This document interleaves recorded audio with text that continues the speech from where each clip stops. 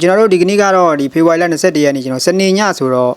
ဒီအားလုံးသိကြတဲ့အတိုင်းကျွန်တော်ပွဲစဉ်တွေကတော့အများကြီးကစားသွားဖို့ရှိတယ်။အဲဒါကြောင့်မို့ကျွန်တော်ဒီညမှာတော့ဒီဗီဒီယိုလေးကျွန်တော်ဖိုင်လေးနှစ်ပိုင်းခွဲပေးထားပါတယ်ဗျ။ဒီပထမဖိုင်မှာဆိုရင်တော့ကျွန်တော်ဒီအစောပိုင်းမှာကစားကြမဲ့ပွဲစဉ်လေးတွေထဲမှာကျွန်တော်အကြိုက်ဆုံးပွဲစဉ်လေး၄ပွဲကိုရွေးချယ်ပေးထားတယ်။နောက်ဖိုင်မှာဆိုရင်တော့ကျွန်တော်ဒီ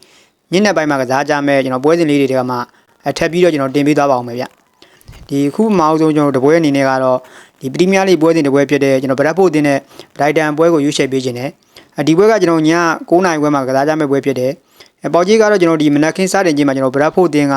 level 85ပေးထားတယ်ကျွန်တော်ဂိုးပေါင်းချင်းမှာဆိုရင်တော့3လုံးကိုကျွန်တော်တို့80သားပေးထားပါတယ်။သူတို့နှစ်သင်းကကျွန်တော်ဒီပထမကြော့တွေးဆုံမှုမှာတော့ကျွန်တော်ဘရိုက်တန်ကကျွန်တော်အိမ်ကွင်းမှာ2-1နဲ့နိုင်ထားတယ်။လက်ရှိကျွန်တော်ဒီဇီယာရက်တမှုရကြည့်ရမယ်ဆိုရင်တော့ဘရက်ဖို့အသင်းကကျွန်တော်အဆင့်ခွင်မှာရက်တည်တယ်။ရမတ်က40ကျွန်တော်ဘရိုက်တန်ကတော့အဆင့်14မှာသူကတော့ကျွန်တော်ရမတ်30မှတ်ဆိုတော့ကျွန်တော်ဒီနှစ်သင်းကတော်တော်လေးกว่าပါတယ်ကျွန်တော်ရမတ်ကလည်းကျွန်တော်6မှတ်လောက်ထိကျွန်တော်ကွာနေတာဆိုတော့ဘရိုက်တန်အနေနဲ့ကတော့ကျွန်တော်ပထမကြော့ကျွန်တော်အိမ်ကွင်းမှာနိုင်ထားရဆိုပေမဲ့လက်ရှိဒီဘရက်ဖို့ကွင်းမှာတော့နိုင်မှုလွယ်မယ်မထင်ပါဘူးဗျဘရက်ဖို့အသင်းရဲ့ကျွန်တော်လက်ရှိဖောင်ကလည်းဒီအမြင့်ဆုံးနေထားမှာရှိတယ်လို့တော့ပြောလို့ရပါတယ်ဗျဒီနောက်ဆုံးကျွန်တော်တို့ဒီဘီလာကိုနိုင်ထားတယ်နယူကာဆယ်ကိုနိုင်ထားတယ်ကျွန်တော်အာဆင်နယ်လိုအသင်းကိုတောင်မှကျွန်တော်တီကြောင်ကစားထားနိုင်ခဲ့ပြီးတော့ဒီနောက်ဆုံးကျွန်တော်၄ပွဲဆက်ရှုံးပွဲမရှိထားသေးတဲ့အသင်းဖြစ်တယ်ဘရိုက်တန်ကတော့ကျွန်တော်ဒီပရီးမီးယားလိကျွန်တော်နောက်ဆုံး5ပွဲမှာက3ပွဲတည်ကျွန်တော်3ပွဲရှုံးထားပြီးတော့နိုင်ပွဲပြောင်းနေတဲ့အသင်းဖြစ်ပါတယ်လက်ရှိမှာကျွန်တော်ဘရိုက်တန်အသင်းကဒီဆိုလီမတ်ပါဝင်ကျွန်တော်ဒဏ်ရာရထားတဲ့ကစားသမားတွေကလည်း4-5ရက်လောက်ကျွန်တော်ရှိထားရတဲ့အတွက်ကြောင့်မို့သူ့အနေနဲ့ကျွန်တော်ဒီပွဲမှာကျွန်တော်အမြင့်ဆုံးသေးလောက်ပဲလို့ထင်ပါတယ်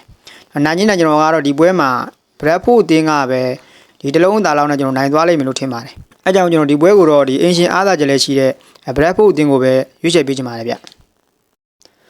ျဒီခုနောက်ထပ်တစ်ပွဲကတော့ကျွန်တော်စပိန်လာလီဂါတွေကရွေးချယ်ပေးထားပါတယ်ဘတ်တစ်အသင်းနဲ့ဘယ်လီကာနိုပွဲဒီပွဲကလည်းကျွန်တော်ည9:45မှာကစားကြမဲ့ပွဲဖြစ်တယ်လက်ရှိမှာကျွန်တော်ဘတ်တစ်အသင်းကဒီတေးရှုံးပေးထားပြီးတော့ကျွန်တော်ဂိုးပေါင်းချင်းမှာဆိုရင်လည်းနှလုံးရှုံးပေးထားပါတယ်ကျွန်တော်ဘတ်တစ်အသင်းကကျွန်တော်လက်ရှိမှာကကျွန်တော်အဆင့်5ကျွန်တော်ရမတ်က40မှတ်အပေါ်ကဒီအဆင့်4နေရာကကျွန်တော် AD ကိုနဲ့ကလည်း4မှတ်လောက်ပဲကွာတယ်သူ့အနေနဲ့ကျွန်တော်ဒီပွဲမှာဒါကျွန်တော်နိုင်လိုက်မယ်ဆိုရင်တော့ AD ကိုနဲ့ကကျွန်တော်1မှတ်လောက်ပဲကွာတော့မှာဆိုတော့ဘတ်တစ်အနေနဲ့ကတော့ကျွန်တော်ဒီချန်ပီယံလိဝင်ငွေ့တနေရာအတွက်နိုင်ပွဲလိုအပ်နေတဲ့အသင်းဖြစ်တယ်တစ်ဖက်ကကျွန်တော်တို့ဘယ်လီကာနိုအသင်းကိုကျွန်တော်ကြည့်ရမယ်ဆိုရင်လည်းသူ့အနေနဲ့ကလည်းကျွန်တော်လက်ရှိမှာကသူကဒီအဆင့်ဆက်ခွန်ကျွန်တော်ရမတ်ကလည်း25မှတ်ကျွန်တော်ဒီအောက်တန်းစင်းစုံတွေကဒီမာတော့ကအသင်းတွေကလည်းကျွန်တော်1မှတ်လောက်ပဲကွာသေးတဲ့အတွက်ကြောင့်မို့ဘယ်လီကာနိုအနေနဲ့ကလည်းကျွန်တော်ဒီတန်းကြံခဲ့ဖို့ဒီပွဲမှာကျွန်တော်နိုင်ပွဲလိုအပ်နေတဲ့အသင်းဖြစ်တယ်ဗျလက်ရှိကျွန်တော်ဒီဇီယာရဲ့တမှုအရာရောလက်တလောဖောင်အရာရောကတော့တော်တော်လေးကွာတဲ့အသင်းတွေမှာဒါပေမဲ့ဒီကျွန်တော်ပေါ်ကပြောခဲ့သလိုပဲဘယ်လီကာနိုအနေနဲ့ကလည်းကျွန်တော်တန်းမစင်းရဖို့အတွက်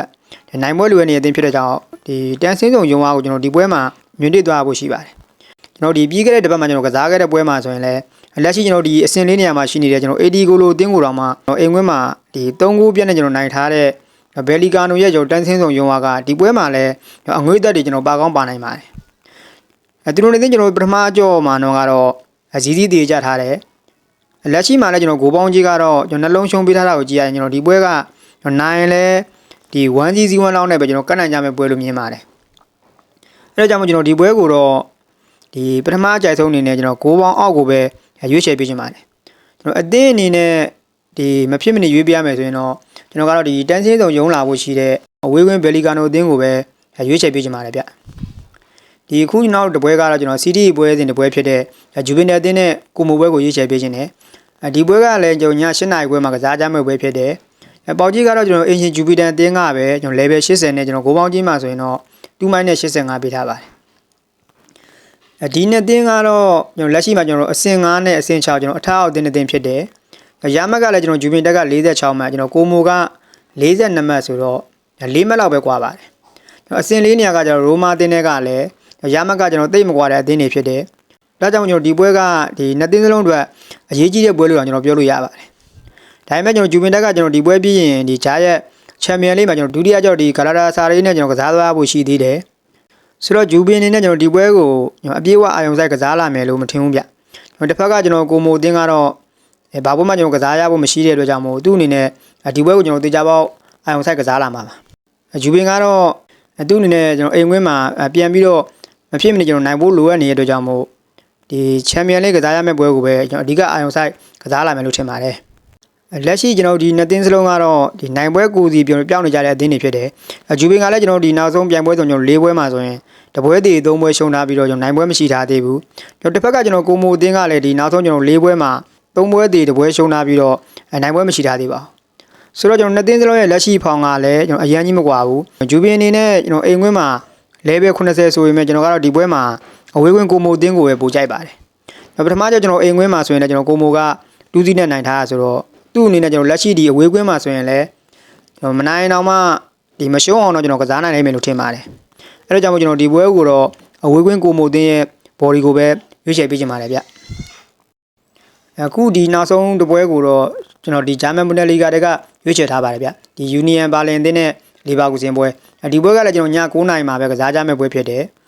လီဗာပူးစင်ကကျွန်တော်အဝေးကွင်းကနေပြီးတော့ level 40 body ကြီးနဲ့ဂိုးပေါင်းကြီးမှာဆိုရင်တော့နှလုံးရှုံးပေးထားတာကိုတွေ့ရတယ်လက်ရှိကျွန်တော်အိမ်ကွင်းမှာဒီအခက်ကစားမယ်ကျွန်တော် Union Berlin ရဲ့ဒီလက်ရှိဖောင်ကတော့တော်တော်လေးအခြေအနေဆိုးနေတယ်နောက်ဆုံးကျွန်တော်9ပွဲသက်နိုင်ပွဲမရှိထားသေးဘူးကျွန်တော်4ပွဲတည်3ပွဲရှုံးထားပြီးတော့ယုံကြည်မှုပြောင်းနေတဲ့အသင်းဖြစ်တယ်လက်ရှိမှာကျွန်တော်သူကဒီအဆင့်30မှာရှိနေတယ်ကျွန်တော်လီဗာပူးစင်ကတော့သူ့အထက်ကျွန်တော်တို့ဒီအဆင့်6မှာရှိနေတဲ့အသင်းဖြစ်တယ်ဒါပေမဲ့ကျွန်တော်လီဗာပူးစင်ကလက်ရှိမှာကျွန်တော်ပုံစံကောင်းရနေတဲ့အသင်းဖြစ်ပြီးတော့ဒီနောက်ဆုံးကျွန်တော်ပြိုင်ပွဲစုံ9ပွဲမှာဆိုရင်လည်းတပွဲသာတည်ကြတာပြီးတော့ကျွန်တော်6ပွဲတိကိုနိုင်ထားတဲ့အသင်းဖြစ်ပါတယ်ဒါပေမဲ့ကျွန်တော်လီဗာပူးစင်ကတော့ကျွန်တော်ဒီပွဲပြီးရင်ကျွန်တော်ဂျားရက်မှာဒီချန်ပီယံလိဂ်ကစားသွားရဖို့တော့ရှိနေတယ်ဒါကလည်းကျွန်တော်ဒီပထမကြောကျွန်တော်အဝေးကွင်းမှာနိုင်ထားတဲ့အတွက်ကြောင့်မို့